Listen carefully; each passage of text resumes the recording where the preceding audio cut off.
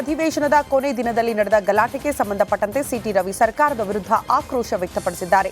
Case ತನಿಖಾ ಹಂತದಲ್ಲಿದೆ, ಅವರ ಬೆದರಿಕೆಗೆ ಹೆದರಲ್ಲ ಅಂತ ಕಿಡಿಕಾರಿದ್ದಾರೆ. ನನ್ನ ಮೇಲೆ ದೈಹಿಕ ಹಲ್ಲೆ ಮಾಡಿದವರು ಯಾರೂ ಅಪರಿಚಿತರಲ್ಲ. ಇಬ್ಬರೂ ಲಕ್ಷ್ಮೀ ಹೆಬ್ಬಾಳ್ಕರ್ ಪಿಎ ಇದ್ದಾರೆ. ಬಹುತೇಕರು ಮುಸ್ಲಿಮರಿದ್ದಾರೆ. ಮಾಹಿತಿ ಕಲೆಕ್ಟ್ ಮಾಡ್ತೀವಿ, ಎಲ್ಲರ ಹೆಸರು ಹಾಕಿ ದೂರು ಕೊಡ್ತೀವಿ. ನನ್ನ ಮೇಲೆ ಕ್ರಮ ಮಾಡ್ತಾರೆ, ಅವರ ಮೇಲೆ ಯಾಕಿಲ್ಲ ಅಂತ ವಾಗ್ದಾಳಿ ನಡೆಸಿದ್ದಾರೆ. ಗೊತ್ತಿದೆ, CCTVನಲ್ಲಿ ಅವರ ಚೆಹರೆಗಳು ಕೂಡ ಲಭ್ಯ ಇದ್ದಾವೆ. ಅವ್ರು ಯಾರು ಅಪರಿಚಿತರಲ್ಲ. ಇಬ್ಬರು ಶ್ರೀಮತಿ ಲಕ್ಷ್ಮೀ ಹೆಬ್ಬಾಳ್ಕರ್ ಅವರ PAಗಳು. ಬಹುತೇಕ ಜನ ಮುಸ್ಲಿಮರಿದ್ದಾರೆ. ನಾವು ಸ್ಥಳೀಯರಿಂದ ವಿಡಿಯೋವನ್ನು ಕಾರ್ಯಕರ್ತರಿಂದ ಯಾರ್ಯಾರು ಅಂತ ಹೆಸರನ್ನ ಕಲೆಕ್ಟ್ ಮಾಡಿಸಿದ್ದೀವಿ, ಅಡ್ರೆಸ್ನು ಕಲೆಕ್ಟ್ ಮಾಡಿಸಿದ್ದೀವಿ. ನಮ್ಮ ವಕೀಲರು ಅದಕ್ಕೆ ಸಂಬಂಧಪಟ್ಟಂತೆ ವಿಜುವಲ್ಸ್ ಜೊತೆಗೆ ಹೆಸರುಗಳನ್ನು ಕೂಡ ಪೊಲೀಸ್ ಕಮಿಷನರಿಗೆ ಕೊಡ್ತಾರೆ. ಬಿಜೆಪಿ ರಾಜ್ಯ ಸಹ ಉಸ್ತುವಾರಿ ಸುಧಾಕರ್ ರೆಡ್ಡಿ ಸಿಟಿ ರವಿ ನಿವಾಸಕ್ಕೆ ಆಗಮಿಸಿ ಆರೋಗ್ಯ ವಿಚಾರಿಸಿದ್ದಾರೆ. ಬಸವನಹಳ್ಳಿ ಬಡಾವಣೆಯಲ್ಲಿರುವ ಸಿಟಿ ರವಿ ನಿವಾಸಕ್ಕೆ ಭೇಟಿ ನೀಡಿದ್ರು. ಮೊನ್ನೆ ನಡೆದ ಘಟನೆಯ ಬಗ್ಗೆ ಮಾಹಿತಿ ಪಡ್ಕೊಂಡ್ರು.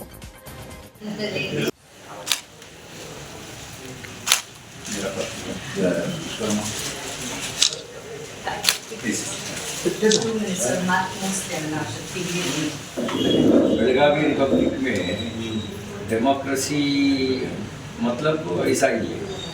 अभी VC है वीडियो काम कर कितना बजे? ಬಿಜೆಪಿ ರಾಜ್ಯ ಸಹ ಉಸ್ತುವಾರಿ ಸುಧಾಕರ್ ರೆಡ್ಡಿ ಸರ್ಕಾರದ ವಿರುದ್ಧ ವಾಗ್ದಾಳಿ ನಡೆಸಿದ್ರು. ಸಿಟಿ ರವಿಯನ್ನ ನಡೆಸಿಕೊಂಡಿರೋದು ಖಂಡನೀಯ. ಸಂವಿಧಾನವನ್ನ ಗಾಳಿಗೆ ತೂರಿ ಪೊಲೀಸ್ ದರ್ಪ ಪ್ರಯೋಗ ಆಗಿದೆ ಅಂತ ಕಿಡಿಕಾರಿದ್ದಾರೆ. ಕಾನೂನಿದೆ, ಪ್ರಜಾಪ್ರಭುತ್ವ ಕಗ್ಗೋಲೆ ಮಾಡಲಾಗಿದೆ, ಸರ್ಕಾರ ಜನವಿರೋಧಿ ಆಡಳಿತವನ್ನ ನಡೆಸ್ತಾ ಇದೆ ಅಂತ ಬೆಂಕಿ ಉಗುಳಿದ್ದಾರೆ. ಸಿಟಿ ರವಿ ನಿವಾಸದಲ್ಲಿ ಬಿಜೆಪಿ ಪಕ್ಷದ ಸಹ ಉಸ್ತುವಾರಿ ಸುಧಾಕರ್ ರೆಡ್ಡಿ ಆಕ್ರೋಶ ವ್ಯಕ್ತಪಡಿಸಿದ್ದಾರೆ.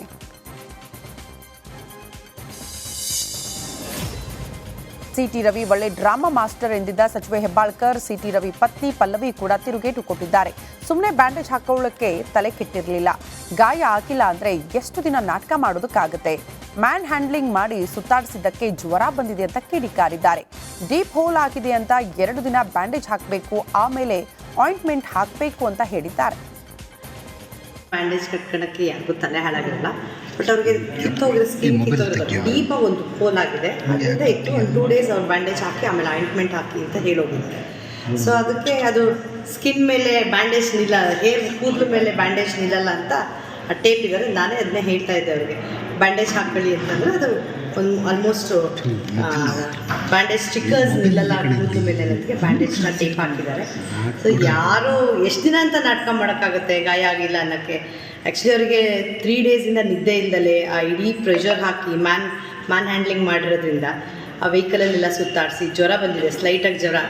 ಹೇಗೆ ಅಂತಂದರೆ ಪಬ್ಲಿಕ್ಕಲ್ಲಿ ಇರೋದ್ರಿಂದ ಪಬ್ಲಿಕ್ ಜನ ಬರ್ತಾ ಇದ್ದಾರೆ, ಅವರನ್ನು ಮಾತಾಡಿಸ್ಲೇಬೇಕು, ಅವ್ರಿಗೆ ರೆಸ್ಟ್ ತಗೊಳಕ್ಕಾಗ್ತಾ ಇಲ್ಲ. ನನಗೆ ಅನಿಸ್ತಿದೆ ನೆನ್ನೆ ಇಡೀ ದಿನ ಇವತ್ತು ಅವ್ರಿಗೆ ಒಂಥರ ಜ್ವರ ಬಂದು ಹೊಟ್ಟೆಲ್ಲ ಅಪ್ಸೆಟ್ ಆಗಿದೆ, ಫುಡ್ ಸರಿಯಾಗಿಲ್ಲ 3-4 ಡೇಸಿಂದ. ರೆಸ್ಟ್ ಮಾಡಿ ಅಂತಂದರೆ ಕಂಟಿನ್ಯೂಸ್ ಆಗಿ ಜನ ಇದ್ದಾರೆ, ಅವ್ರಿಗೆ ಹೋಗಿ ರೆಸ್ಟ್ ಮಾಡೋಕ್ಕೂ ಅವ್ರಿಗೆ ಮನ್ಸು ತಡೀತಾ ಇಲ್ಲ. ಸೊ ನಾನೇನು ಹೇಳ್ತೇನೆ ಅಂತಂದರೆ ಒಂದು 2 ಡೇಸ್ ಅಟ್ಲೀಸ್ಟ್ ಎಲ್ಲರೂ ಹೊರಗೆ ಹೋಗಿ ರೆಸ್ಟ್ ಮಾಡಿ ಅಂದರೆ ಅವ್ರು ರೆಡಿನೂ ಇಲ್ಲ. ಅದು ಸೊ ಹಿಂಗೆ ನಾಟಕ ಮಾಡೋಕ್ಕಾಗುತ್ತೆ? ಸೊ ದಿನ ನಾಟಕ ಮಾಡೋರಾದರೆ ಆ ಪ್ರೊಸೀಜರಲ್ಲೇ ಇರ್ತಾರೆ ಅನಿಸುತ್ತೆ. ಅಕ್ಕ ತಂಗಿ ಅಮ್ಮ ಹೆಂಡತಿ ಇಲ್ವಾ ಎಂದಿದ್ದ ಸಚಿವೆ ಹೆಬ್ಬಾಳ್ಕರ್ ಮಾತಿಗೆ ಪಲ್ಲವಿ ಕೌಂಟರ್ ಕೊಟ್ಟಿದ್ದಾರೆ. ಅಮ್ಮ ಇಲ್ಲದಿದ್ರೆ ಭೂಮಿಗೆ ಬರೋದಾದ್ರೂ ಹೇಗೆ ಅಂತ ಸಚಿವೆಗೆ ಪ್ರಶ್ನೆ ಮಾಡಿದ್ದಾರೆ. ಒರಟುತನದ ಮಾತು ಅವರಿಗೆ ಅಭ್ಯಾಸ ಆಗಿದೆ ಅನ್ಸುತ್ತೆ. ರಾಜಕಾರಣಿ ಹೇಗಿರಬೇಕು ಅಂದ್ರೆ ನಾನು ರವಿಯಿಂದ ಕಲಿತೀನಿ. ಸಿಟಿ ರವಿಗೆ ಅವರದ್ದೇ ಆದ ಸಂಸ್ಕಾರ ಇದೆ. ಸಿಟಿ ರವಿ ಪತ್ನಿ ಪಲ್ಲವಿ ಸಚಿವೆಗೆ ಟಾಂಗ್ ಕೊಟ್ಟಿದ್ದಾರೆ. ಎಷ್ಟು ದಿನ ಈ ಭೂಮಿಗೆ ಬರೋದಾದ್ರೂ ಹೇಗೆ ಅಂತ ಬೇಕಲ್ಲ, ಅವ್ರದ್ದೇ ಆದ ಒಂದು ಸಂಸ್ಕಾರ ಇದೆ ಸಿಟಿ ರವಿಯವ್ರಿಗೆ. ಕೊನೆ ಪಕ್ಷ ಯಾರಿಗಾರು ಒಬ್ಬ ರಾಜಕಾರಣಿ ಹೆಂಗಿರಬೇಕು ಅಂತಂದರೆ ನಾನು ಸಿಟಿ ರವಿ ನಾನು ತುಂಬ ಕಲ್ತಿದ್ದೀನಿ.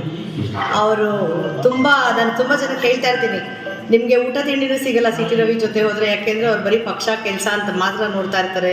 ಶುಗರು BP ಇರೋರು ದಯವಿಟ್ಟು ಅವ್ರ ಜೊತೆ ಹೋಗ್ಬೇಡಿ ಅಂತ ನಾನೇ ತಮಾಷೆ ಮಾಡ್ತಾ ಇರ್ತೀನಿ. ಅವ್ರದ್ದೇ ಆದ ಒಂದು ಶಿಸ್ತು ಜೀವನನ ತುಂಬ ಹತ್ತಿರದಿಂದ ನೋಡಿರೋರಿಗೆ ಮಾತ್ರ ಗೊತ್ತಿರುತ್ತೆ. ಏಕೆಂದರೆ ಅವ್ರಿಗೆ ಬೆಳಗ್ಗೆ ಅವ್ರ ಆ್ಯಕ್ಟಿವಿಟಿ ಸ್ಟಾರ್ಟ್ ಆಗೋದೇ 4:15.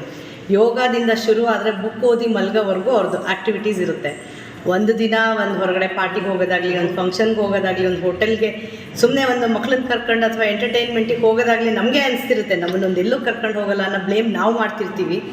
ಅದ್ರ ಜೊತೆಗೆ ಅವ್ರದ್ದೇ ಆದ ಒಂದು ಸಂಸ್ಕಾರ ಇರಬೇಕಾದ್ರೆ ಅವ್ರು ಹಂಗೆ ಹೇಳೋದು? ಅದೊಂಥರ ಅವರಿಗೆ ರೂಢಿ ಆಗಿಬಿಟ್ಟಿದೆ ಅನಿಸುತ್ತೆ. ಅವ್ರಿಗೆ ಅದೇ ಥರ ಅವ್ರ ಹೊರಟುತನದಲ್ಲಿ ಮಾತಾಡೋದು. ಸೊ ಈ ವಿಷಯನ ಸದನದ ಒಳಗೆ ನಡೆದಿದ್ದು ಅದನ್ನು ಯಾಕೆ ನಮ್ಮವರೆಗೂ ತಗೊಬಂದಿದ್ದಾರೆ ಅಂತ ನಂಗೆ ಇವತ್ತು ಅರ್ಥ ಆಗ್ತಾ ಇಲ್ಲ. ಸಿಟಿ ರವಿ ವಿಚಾರದಲ್ಲಿ ಸೋಮಣ್ಣ ಹೊಸ ಬಾಂಬ್ ಸಿಡಿಸಿದ್ದಾರೆ. ಸಿಎಂ ಹಾಗೂ ಗೃಹ ಸಚಿವರಿಗೆ ಕೇಸ್ ಬೆಳೆಸಬಾರದು ಎಂಬ ನಿಲುವಿತ್ತು ಎಂಬುದನ್ನು ಪರೋಕ್ಷವಾಗಿ ಹೇಳಿದ್ದಾರೆ. ಇದೇ ವೇಳೆ ಸರ್ಕಾರದ ವಿರುದ್ಧ ಕಿಡಿಕಾರಿದ್ದಾರೆ. ಗಲಾಟೆ ನಡೆದ ದಿನ ಸಿಟಿ ರವಿ ಜೊತೆ ಮಾಧ್ಯಮಗಳು ಇರದಿದ್ರೆ ಸಿಟಿ ರವಿ ಕಥೆ ಏನಾಗ್ತಾ ಇತ್ತು ಅಂತ ಆತಂಕ ವ್ಯಕ್ತಪಡಿಸಿದ್ದಾರೆ. ಮಾಧ್ಯಮಗಳು ಇದ್ದಿದ್ದಕ್ಕೆ ಅವತ್ತು ಬಚಾವಾಗಿದ್ದಾರೆ. ರಾಜ್ಯ ಸರ್ಕಾರ ದ್ವೇಷದ ರಾಜಕಾರಣ ಶುರು ಮಾಡಿದೆ ಅಂತ ಕೆಂಡಕಾರಿದ್ದಾರೆ.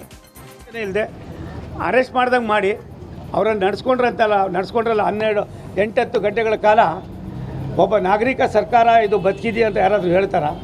ಸಿಟಿ ರವಿಯೇ ಅಲ್ಲ, ಆತನೂ ಒಬ್ಬ MLC. ಯಾರಿಗೂ ಇದ್ದಿಲ್ದಿರ ಒಂದು ಕಡೆಯಿಂದ ಮತ್ತೊಂದು ಕಡೆಯಿಂದ ಮಗದೊಂದು ಕಡೆ ಈ ಪಾಪದ ಕೆಲಸ ಮಾಡಿ ನಿಮ್ಮ ಹೊಟ್ಟೆಯಲ್ಲಿರ್ತಕ್ಕಂಥ ಹಗೆತನವನ್ನು ಯಾವ ರೀತಿ ನೀವು ತೋರಿಸ್ತಾ ಇದ್ದೀರಾ ಅಂತ ಗೊತ್ತಿದೆ. ಅವತ್ತೇನಾದರೂ ಮಾಧ್ಯಮದವ್ರು ಇಲ್ಲ ಅಂದಿದ್ರೆ ಅವ್ರ ಜೊತೆಲಿ ಫಾಲೋ ಮಾಡದೆ ಹೋಗಿದ್ರೆ ಸಿಟಿ ಅವ್ರ ಗತಿ ಏನಾಗ್ತಾಯಿತ್ತು ಅನ್ನೋದು ನೀವೇ ಕೂಡ ಈಗಾಗಲೇ ಯೋಚನೆ ಮಾಡಿದ್ದೀರಿ. ಆದ್ದರಿಂದ ಇದನ್ನು ಅನಾವಶ್ಯಕವಾಗಿ ಇವರು ಬಣ್ಣ ಕಟ್ಟೋ ಕೆಲಸ ಮಾಡೋದು ಬಿಟ್ಬಿಟ್ಟು ರಾಜ್ಯದ ಬೊಕ್ಕಸವನ್ನು ತುಂಬೋದಕ್ಕೆ, ರಾಜ್ಯದಲ್ಲಿರ್ತಕ್ಕಂಥ ಸಮಸ್ಯೆಗಳನ್ನು ಪರಿಹಾರ ಮಾಡೋದಕ್ಕೆ ರಾಜ್ಯ ಸರ್ಕಾರ ಮತ್ತು ಕೇಂದ್ರ ಸರ್ಕಾರ ಒಂದು ನಾಣ್ಯದ 2 ಮುಖಗಳಾಗಿ ಕೆಲಸ ಮಾಡೋದಕ್ಕೆ ಚಿಂತನೆ ಮಾಡಿದ್ರೆ ನಾನು ಸಿದ್ದರಾಮಯ್ಯನವ್ರಿಗೆ ಹೇಳ್ತೀನಿ. 2A ಮೀಸಲಾತಿಗಾಗಿ ನಡೆದ ಪ್ರತಿಭಟನೆಯಲ್ಲಿ ಪೊಲೀಸರ ಲಾಠಿ ಚಾರ್ಜ್ ವಿರುದ್ಧ ಪಂಚಮಸಾಲಿ ಪೀಠದ ಜಯ ಮೃತ್ಯುಂಜಯ ಶ್ರೀ ಕಿಡಿಕಾರಿದ್ದಾರೆ. ನಾವು ಮೀಸಲಾತಿ ಹೋರಾಟ ಮಾಡಿದಾಗ ನಮ್ಮವರ ಮೇಲೆ ಲಾಠಿ ಚಾರ್ಜ್ ಮಾಡಿದ್ದಾರೆ. ಬಹಳ ಅಪಮಾನ ಮಾಡಿದೆ ಕಾಂಗ್ರೆಸ್ ಸರ್ಕಾರ ಅಂತ ಬೇಸರ ವ್ಯಕ್ತಪಡಿಸಿದ್ದಾರೆ. ಪಂಚಮಸಾಲಿ ಮೀಸಲಾತಿ ಹೋರಾಟಗಾರರ ಗಾಯಾಳುಗಳ ಮನೆಗಳಿಗೆ ತೆರಳುತ್ತೇವೆ. ಮುಂದಿನ 3 ವರ್ಷಗಳ ಕಾಲ ನಾವು ಹಳ್ಳಿಗೂ ಹೋರಾಟದ ಜಾಗೃತಿ ಮೂಡಿಸ್ತೀವಿ ಅಂತ ಹೇಳಿದ್ದಾರೆ. ಅಲ್ಲದೆ ಸರ್ಕಾರದ ವಿರುದ್ಧ ಕಿಡಿಕಾರಿದ ಅವರು ಸಿದ್ದರಾಮಯ್ಯನವರು ಮೀಸಲಾತಿ ಕೊಡೋಕೆ ಆಗೋಲ್ಲ ಅಂತ ಸದನದಲ್ಲಿ ನೇರವಾಗಿ ಹೇಳಿದ್ದಾರೆ. ನಮ್ಮನ್ನ ಅಪ್ಪಿಕೊಳ್ಳುವ ಸರ್ಕಾರ ತಂದು ನಾವು ಮೀಸಲಾತಿ ಪಡೆದುಕೊಳ್ತೀವಿ ಅಂತ ಖಡಕ್ ಎಚ್ಚರಿಕೆ ಕೊಟ್ಟಿದ್ದಾರೆ. ಯಾವುದೇ ಒಂದು ಮುಖ್ಯಮಂತ್ರಿ ಇವರು ಲಿಂಗಾಯತರ ಮೇಲೆ ಕೈ ಮಾಡಿದ್ದಿಲ್ಲ. ಫಸ್ಟ್ ಟೈಮ್ ಸಿದ್ದರಾಮಯ್ಯ ಸರ್ಕಾರ ಲಿಂಗಾಯತರ ಮೇಲೆ ಲಾಠಿ ಚಾರ್ಜ್ ಮಾಡಿಸಿ ಮಾರಣಾಂತಿಕವಾದಂಥ ಹಲ್ಲೆ ಮಾಡಲಿಕ್ಕೆ ಆದೇಶ ಮಾಡಿದ್ದು ನಮ್ಮ ಸಮಾಜಕ್ಕೆ ಅವಮಾನ ಆಗಿದೆ. ಈ ಅವಮಾನವನ್ನು ನಾವೆಲ್ಲ ಖಂಡಿಸ್ಬಿಟ್ಟು ಕೂಡಲೇ ಕ್ಷಮಾಪಣೆ ಕೇಳಬೇಕಂದ್ರೆ ಇದು ಸರ್ಕಾರ ಕ್ಷಮಾಪಣೆ ಕೇಳಿಲ್ಲ. ಅಮಾಯಕರ ಮೇಲೆ ಲಾಠಿ ಚಾರ್ಜ್ ಮಾಡಿದ ಮೇಲೆ ಅವರ ಕಾರಣಕರ್ತರ ಪೊಲೀಸ್ ಅಧಿಕಾರಿಗಳನ್ನ ಸಸ್ಪೆಂಡ್ ಮಾಡಬೇಕು ಅಂತ ಹೇಳಿದ್ರು, ಸಸ್ಪೆಂಡ್ ಮಾಡಿಲ್ಲ. ಮತ್ತು ನಮ್ಮ ಸಮಾಜಕ್ಕೆ ಮೀಸಲಾತಿ ಕೊಡಲ್ಲ ಅಂತೇಳಿ ವೇದಿಕೆ ಮೇಲೆ ಅಧಿವೇಶನದಲ್ಲಿ ನೇರವಾಗಿ ಹೇಳಿದರು. ನಮ್ಮ ಹೋರಾಟವನ್ನು ಸಂವಿಧಾನ ವಿರೋಧಿ ಅಂತ ಶಬ್ದ ಬಳಸಿದರು. ಇದೆಲ್ಲ ನಮ್ಮ ಸಮಾಜಕ್ಕೆ ಭಾಳ ದೊಡ್ಡ ಅವಮಾನ ಆಗೈತಿ. ಅದಕ್ಕೆ ನಾವು ತೀರ್ಮಾನ ಮಾಡಿದ್ದೀವಿ, ಮೀಸಲಾತಿ ಕೊಡೋಕ್ಕಾಗಲ್ಲ ಅಂತ ಹೇಳಿದ ಮೇಲೆ ಮತ್ತು ಇವ್ರ ಹತ್ರ ಮೀಸಲಾತಿ ಕೇಳೋದು ಅಷ್ಟೊಂದು ಸಮಂಜಸ ಅನ್ನೋದಿಲ್ಲ ಅಂತ ತಿಳ್ಕೊಂಡು ನಾವು ಮುಂದೆ ಯಾರು ಮೀಸಲಾತಿ ಕೊಡ್ತೀವಿ ಅಂತ ಮಾತು ಕೊಡ್ತಾರೋ, ಯಾರು ನಮ್ಮನ್ನು ಪ್ರೀತಿಸ್ತಾರೋ, ಯಾರು ನಮ್ಮನ್ನು ಅಪ್ಕೊಳ್ತಾರೋ